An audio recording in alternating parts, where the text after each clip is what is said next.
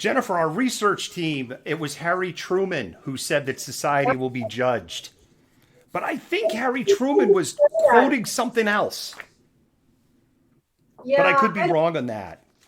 All doubt right, it. Yeah. Jennifer, we're coming to the part of the show where it gets a little more interactive between you and me. Um, I led with the Olympia story, so why don't you start with the first section in the COVID update, unless you don't have the show notes for it? I know I do have the show notes, but my question was we're doing the book suggestion after the COVID facts, right? Correct. Okay, just making sure. All right, I Yep. will start with COVID fast facts. Oh, goody. Um, so in January, 95,500 Americans died of COVID-19, representing the worst month since the first infection was detected in Everett, Washington on January 21st, 2020. This is about 18,000 more deaths than December 2020 and on par with some of the worst months of the 1918 flu pandemic within the United States. Yes, it is. I'm a historian. It is. Okay. Ground level news. We are big fans of InfoPig also. I just saw your comment go zing by, and we love Jed and InfoPig. And I've had the pleasure of working with him side by side in the field. They are a great source for news. And I just wanted to get that in there. Here's our second one. Ryan and Fournier. You're going to love this one, Jennifer. A conservative commentator and fan of Donald Trump reported that the Biden administration had lost 20 million doses of COVID-19 vaccine. As proof, he linked to an article from the website RF Angle that reported the loss. There's a problem, though. It's a conservative news site, RF Angle, that was funded by, survey says, Ryan Fournier.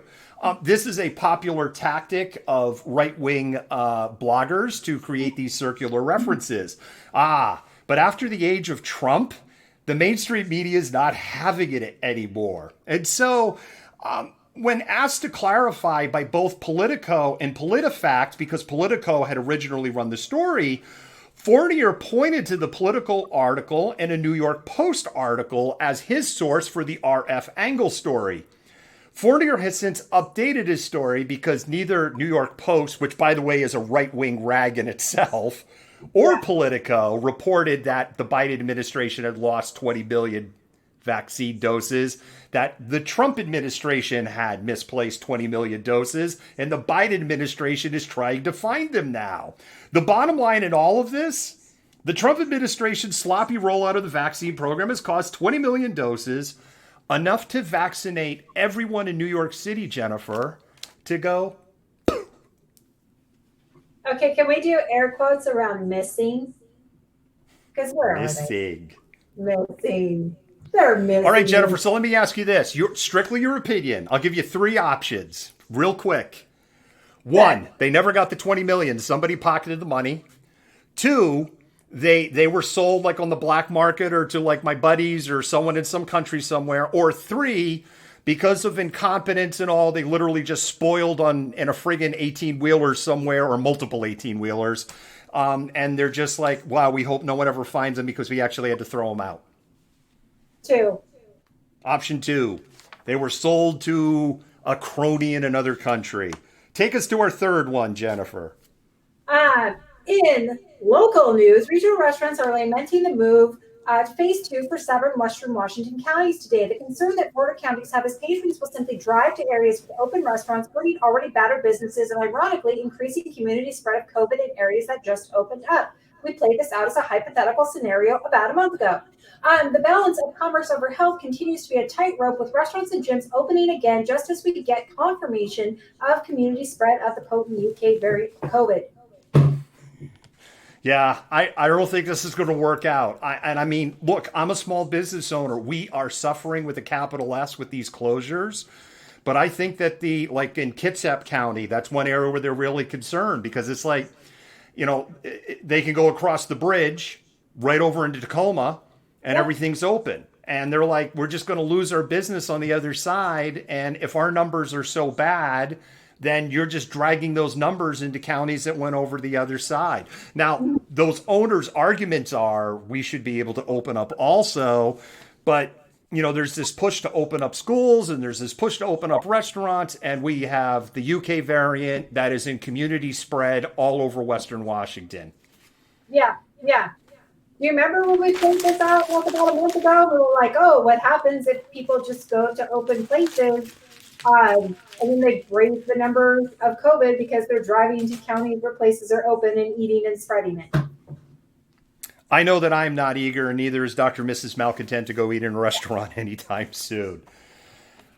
Jennifer, our next fast one comes on the East Coast, the South African variant of COVID-19, which appears to be vaccine and treatment resistant and targets younger populations, has now been found both in South Carolina and Maryland. There is also a strong indication that community spread of this variant is well established on the East Coast of the United States. Jennifer, it gets better.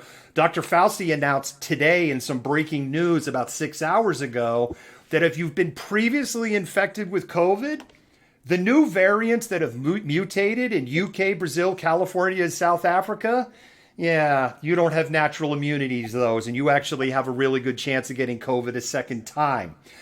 There is a growing push in medicine circles to go, forget doing double shots on vaccine. We need to slow these mutations down and let's just start vaccinating as many people as we can with one shot.